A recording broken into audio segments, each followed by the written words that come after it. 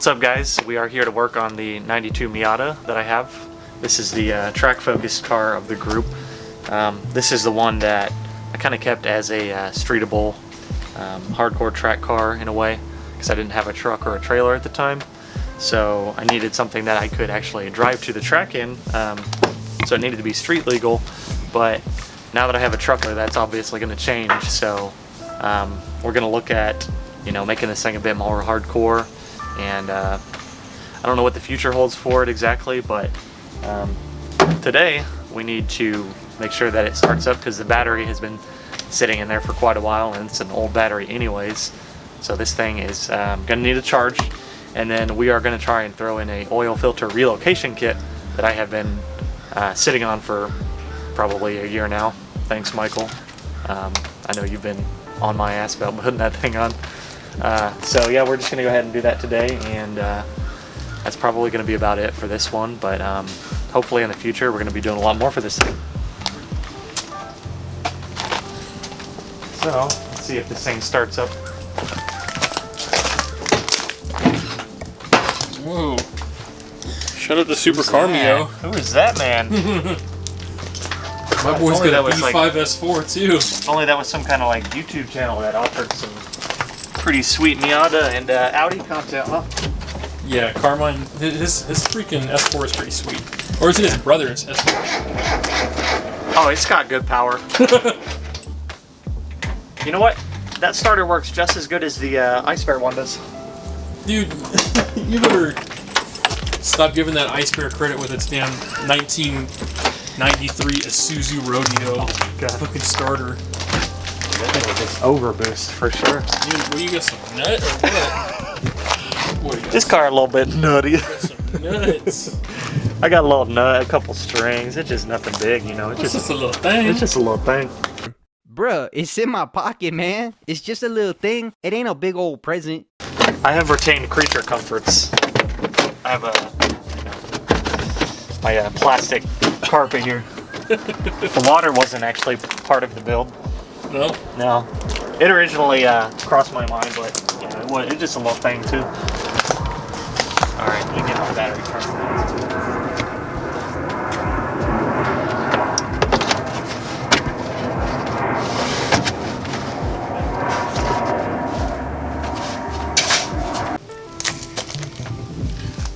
Works great. It does. But you know what? You know what else? You know what else works great?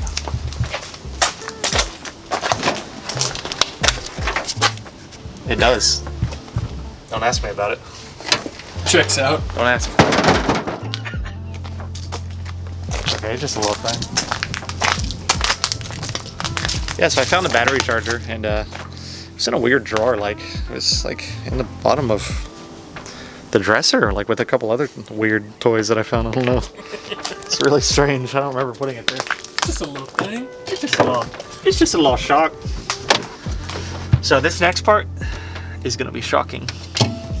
Don't ever do that again. I won't. I'll be dead soon. So it's time to give her the whole biodiesel. And you want to make sure and lick both of these before you put them on, and make sure and touch them together. I'm not responsible for anything that happens to your car. I love the negative terminals on these things. It's just a little thing. It's a little tight in there, huh? It's just... Boy. Hey, make this look like I'm really good at it. Can we do a time lapse on you hooking up alligator clips? Please don't. Please don't. Fast forward through the time lapse of David putting on these clamps. These nipple clamps, I mean battery clamps, are really difficult. It's a good thing the Miata is very spacious and open. It's just, you know, you get in here and just kind of feel at home. I wonder if I can shut the trunk on here. It's probably a good thing to do. Is it on there? Yeah, I don't know. Sometimes it acts a little weird.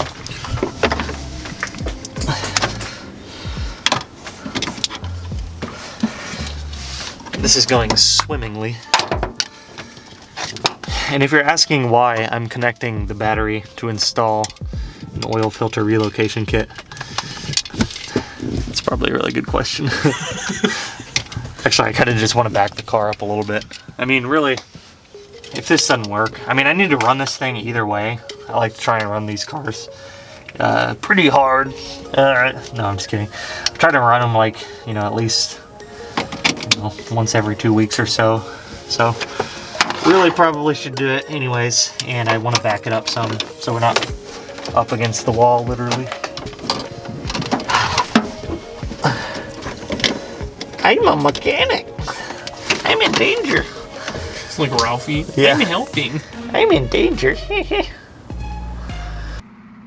I'm in danger. This thing is supposed to turn solid green when it's good to go. It might just... Maybe she's too unjuiced. Hit your bike tire. That's not really helping me. Oh my gosh. Strength. Is it in gear? I don't think so. These cars are pretty heavy. Tongue in cheek. Maybe the brakes are just welded. You would help you. Yeah. Okay. Who knows what kind of critters could be living in there? How long has this thing been sitting? Jesus Christ. It's a barn find. It's just a little barn find. You want to know when the last time it really moved was? Grid life? Grid Life 2019. August. I think I drove it one time between now and then. Well, no, I think we took it in the room. We tried to get that intake working. Remember? Yeah. We drove it once. It has moved. We drove it. Look, it's blue. It's there. I mean, it's Concours, duh. Pure authenticity, refined taste, sophisticated style, classic grace, ultimate prestige.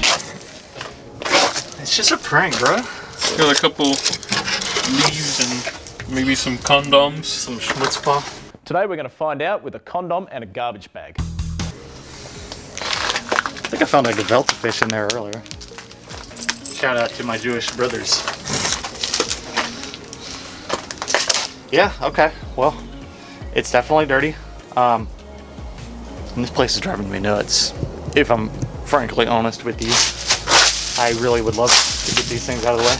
So where's the oil filter stock on this thing? It's down here, right? Yes. Underneath the manifold? Yeah, so the oil filter is right down here near the gefilte fish and the spider webs down there. And so what this does essentially is, you know, when you start running like some of these under trays and stuff, it gets kind of hard to change the oil because, you know, it's not as accessible as it once was. And, you know, it's especially for like guys, you know, maybe running turbo setups and things, it's just going to be so much easier to change the actual filter when it's moved from down here to up here on the Firewall. Gotcha. And it just sits there. Of course, you gain a little bit of oil capacity too, which is a good thing for the track. It's not a lot, but you know, every bit kind of helps. As I might have learned with that, I don't really know if I'm honest with you, but that is what we're gonna shoot for, and let's jump into it, man. All right, let's get into this nutty bitch.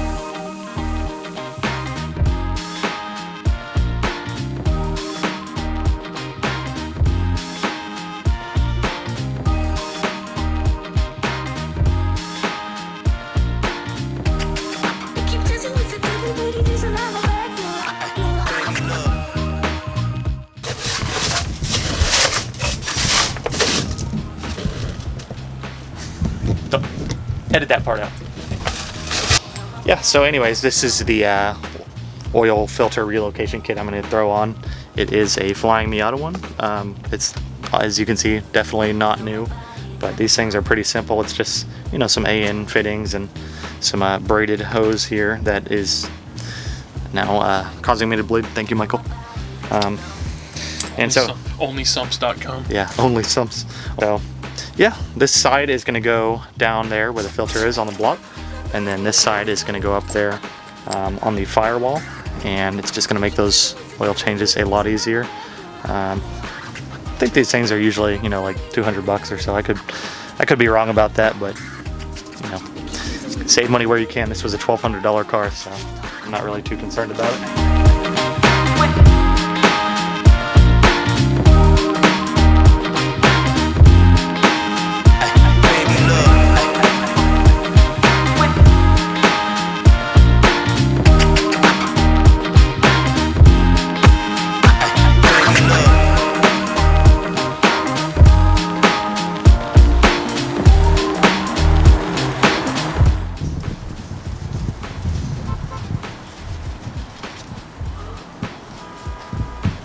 Oh, that's just gefilte fish in there. That's just left over. Oh, you're watching me now. Oh. Why? You've tuned in to the wrong channel. Oh, you wanted to see good stuff? No, we don't do that here. Oh, you want quality content? Right here. Nah, you ain't gonna find that here.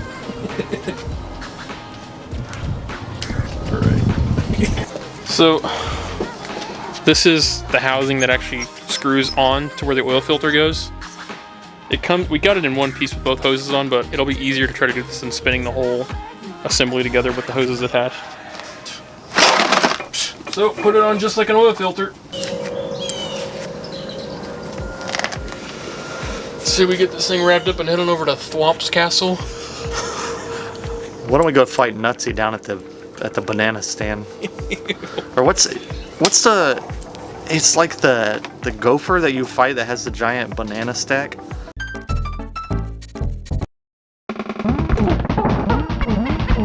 Do you know what I'm talking about? Man, this guy's nuts. I don't know what you're talking about. Is this in Donkey Kong? Yeah, it is. I don't remember. It sounded like you were gonna be ultra confused when I asked that one. Yeah, you fight this like beaver ass thing and it like has a giant stack.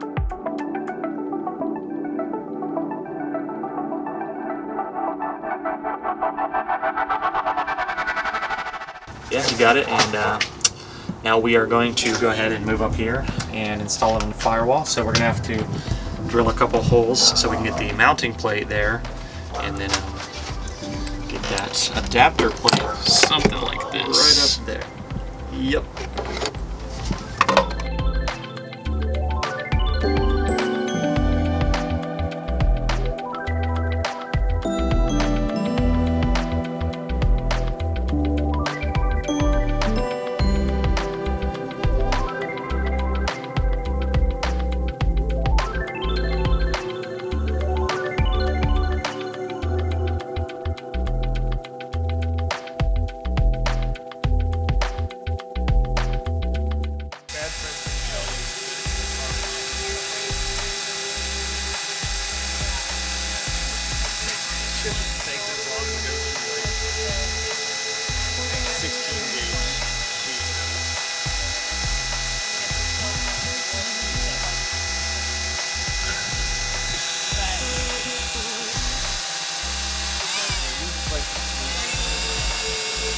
How's you doing? How's the hole? Over 5.5. She is doing. It's gonna be a slog.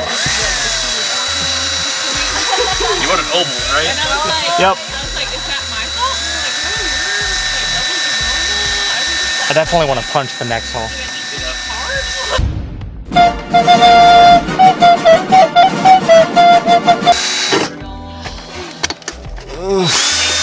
David got some cute little car onesies, so he's This is a prank, bro. It only took 5 minutes to drill through probably, I don't know, 20 gauge steel.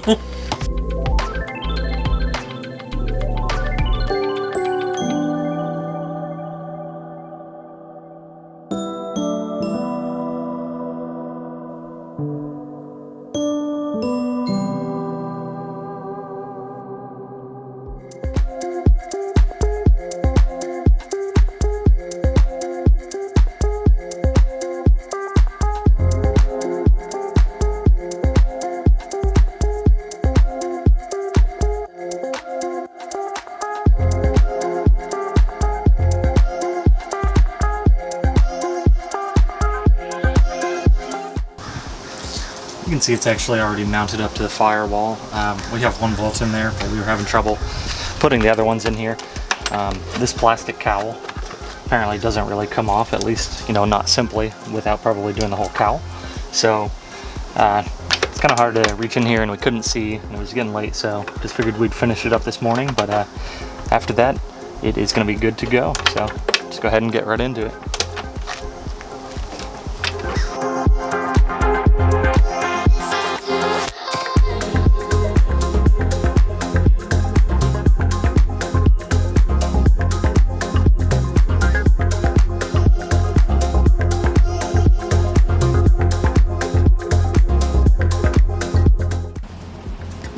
Alright, a couple things I'm going to do here to make my life a bit easier is one of the holes, when I was drilling last night, it kind of walked around on a bit, so the hole isn't exactly lined up. So I'm going to drill another hole right next to it and just kind of widen that. It'll be more or less like a slot, which is dumb on my part, but it happens. So I'm going to do that, and then I'm having a really hard time actually threading the bolts through into the body of the oil filter plate here. So what I'm going to do, and I should have done this earlier, is just disconnect these AN fittings, and you know, that will kind of help me rotate this around and move it without the resistance that these hoses are adding, because they're really stiff. So I'm going to do that and hopefully make this a whole lot easier.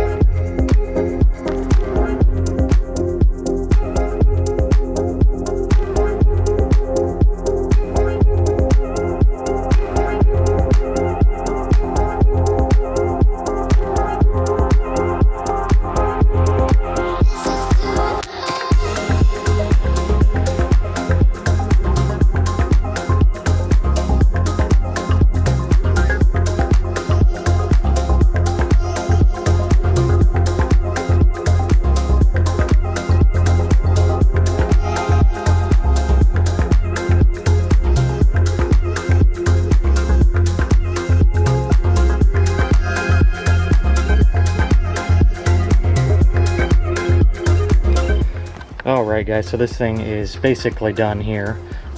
You can see the lines are routed into the oil filter location, the stock one, and hopefully this will focus there. Yep, you can kind of see down there where it is. There we are. Okay, so it's running to the oil filter location. One thing to note though is that we don't want these lines to contact anything. That's just going to be a bad day if we have hot oil spewing in the engine bay here. So what I'm going to do is hopefully go down to Summit. I'm lucky enough to live about 10 minutes away from one. I think there's only 3 in the country, and I just got really fortunate with that.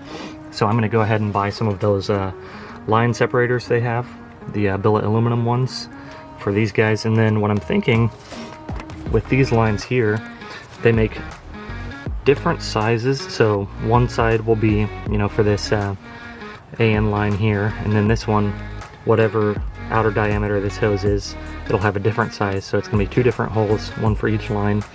So I'll probably do that to space these out, and then one, you know, with the same holes to space these 2, just so we're not contacting anything at all.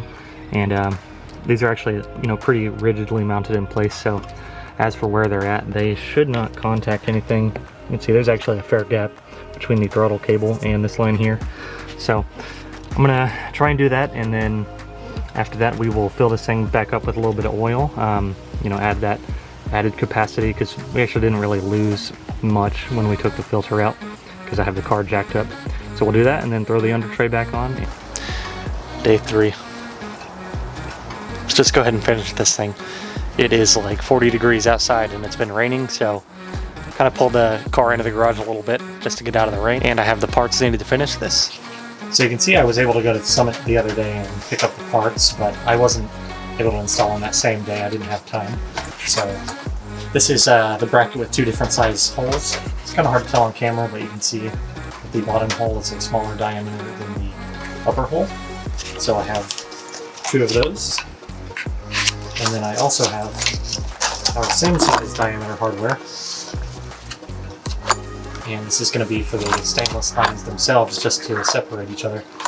So let's go ahead and throw those on, and then put the under tray back on, and make sure that this thing fires up okay, and that we have enough oil and everything is working and not leaking.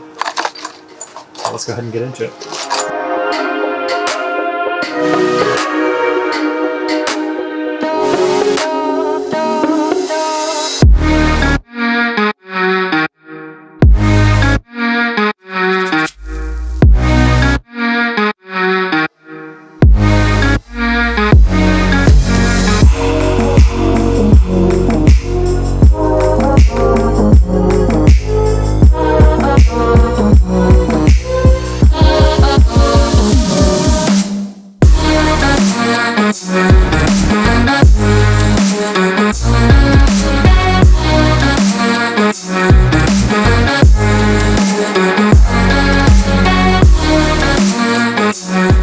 Yeah, so you can see that the AN hose, it fits, but the diameter of this fuel hose, I believe, was too large. So what I did is just ran it with a zip tie securing it. But you can see there is no clearance issue with anything. Try and zoom in here. It's going to be really hard to tell, but I have the actual AN spacers there. Those fit correctly, and then these lines are zip tied to those other spacers there.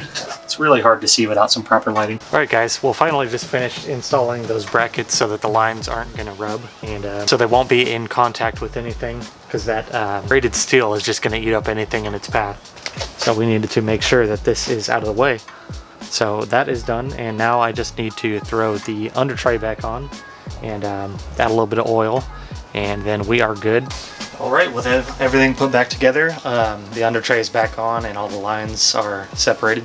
I'm going to go ahead and start it up and make sure that we don't have any leaks. So if I end up on fire, you guys just remember me as a very mediocre YouTuber.